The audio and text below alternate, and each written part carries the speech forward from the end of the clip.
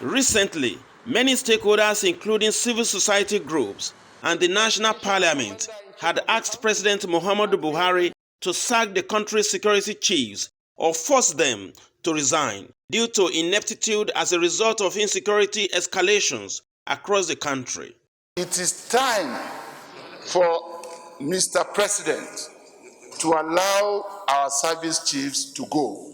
They have done their best. They have worked so hard.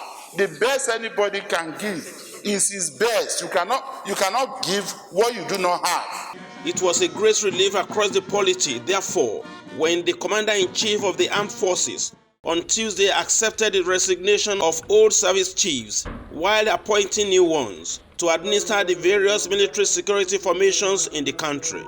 Many are of the belief that the appointment of new service chiefs is a proactive step in the right direction. They say it is good that fresh hands and ideas were brought in to help solve the protracted security challenges confronting the country at present. It's a long-awaited development that Nigeria has been clamoring for, because the sack of the service chiefs. Because it has been in the mind of Nigerians that security challenges is not being nipped in the bud as it used to be, but with the new ingestion of this new idea of bringing in the new service chiefs, which was announced yesterday by President Muhammadu Buhari, all the security challenges we are going through, especially Boko Haram, banditry, the kidnapping that we are having all across the country, they will now nip these security challenges in the bud. Security situation in Nigeria is so terrible that you just have to look into sacking the service chief, replacing them, so that the new ones can come with new ideas. So it's been long overdue. It's a welcome development. It's a good omen. The country has been crying seriously for these changes. It's something we have been expecting long ago. So if he decided to do it yesterday, with glory be to God. Despite repeatedly scoring itself high in the security sector, the present administration has continually received knocks over this mandate with its adverse economic implications.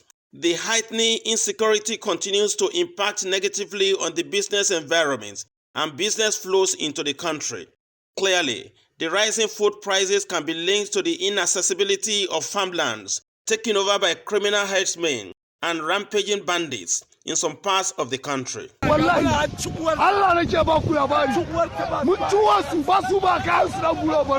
Despite government's claims to the contrary, insecurity across the country appears to be spreading. Attacks and reprisal attacks have continued in states like Kaduna, and accusations of ethnic cleansing and mismanagement of religious and cultural diversity.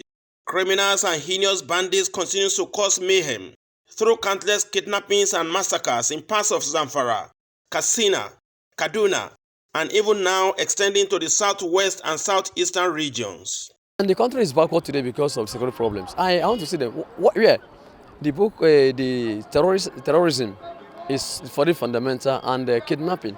So the securities, who knows the areas of operation, they should ensure that they work. So every issue, anything has to do with security challenges in this country, have to be looked into completely. This fight of insurgency, Boko Haram, banditry, it's not about Mr. President alone. Everybody must stand firm to fight the societal ills of this country. It is on records that under President Buhari's government, budgetary allocation dedicated to the recurrent components of internal security is very significant. But as it were, the impact of such funding remains minimal. It is expected that the new service chiefs will roll up their sleeves and reinvigorate the different military formations and operations in the theaters of war across the country with new drives and result-oriented strategies. Without that, the narratives that insurgency has been technically defeated will continue to exist in the minds of Nigerians as mere government propaganda. In Abuja, Adegboyega Arogbodo, reporting for Lagos Television News.